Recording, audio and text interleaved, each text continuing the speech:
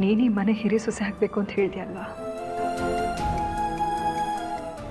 ಆದರೆ ಈ ಮನೇಲಿ ಯಾರನ್ನೇ ಮದುವೆ ಆದರೂ, ಈ ಮನೆಗೆ ಯಾರೇ ಸೊಸೆಯಾಗಿ ಬಂದರೂ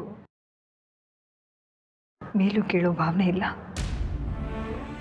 ನಿನಗೆಷ್ಟು ಪ್ರೀತಿ ಗೌರವ ಸಿಗುತ್ತೋ ನೀರೋಷಂಗ ಅಷ್ಟೇ ಪ್ರೀತಿ ಗೌರವ ಸಿಗುತ್ತೆ.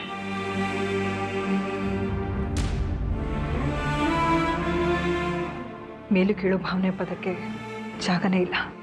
ಅದಕ್ಕೆ ನಾನು ಯಾವತ್ತೂ ಅವಕಾಶ ಮಾಡಿಕೊಡಲ್ಲ.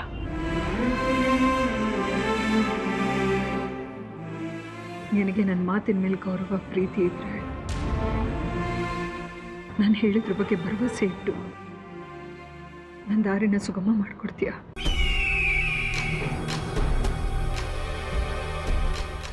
ಏನು ಯೋಚನೆ ಮಾಡ್ತಾ ಇದೆಯಾ? ನನ್ನ ಮೇಲೆ ಭರವಸೆ ಇಲ್ಲ ನನಗೆ? ಇದೆ ಆಂಟಿ. ನಾನಿವಾಗ ಏನು ಮಾಡಬೇಕು? ನೀನಿಬ್ಬರು ಮದುವೆಗಿಂತ ಮುಂಚೆ ಆದಿತ್ಯ ನಿರೋಷನ್ ಮದುವೆ ಮಾಡಿ ಮುಗಿಸ್ಬಿಡ್ತೀನಿ.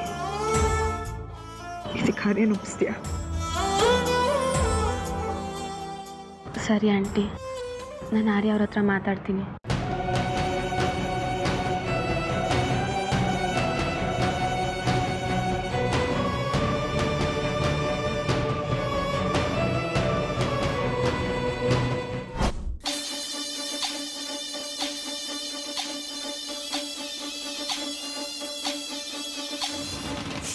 ಪಾಪ ಆರ್ತಿ, ನಾನಿನ್ನೂ ಈ ಮನೆಗೆ ಸೊಸೆನೇ ಆಗಿಲ್ಲ. ಆಗಲೇ ನಾನು ಬೀಸ್ತಾ ಇರೋ ಜಾಲಕ್ಕೆ ಬಿದ್ದು ಸ್ವಾತಿ ಕೈಕಾಲು ಹಿಡಿಯೋ ಮಟ್ಟಕ್ಕೆ ಬಂದಿದ್ದೀರ. ಈಗಲೇ ಹೀಗಾದರೆ ಇನ್ನು ಮದುವೆ ಆಗಿ ನಾನು ಈ ಮನೆಗೆ ಪರ್ಮನೆಂಟಾಗಿ ಸೊಸೆಯಾಗಿ ಎಂಟ್ರಿ ಕೊಟ್ಟ ಮೇಲೆ ಇನ್ನು ಹೇಗೆಲ್ಲ ಟಾರ್ಚರ್ ಕೊಡ್ಬೋದು ನೋಡ್ತಾ ಇರಿ ಆರ್ತಿ ಅವರೇ.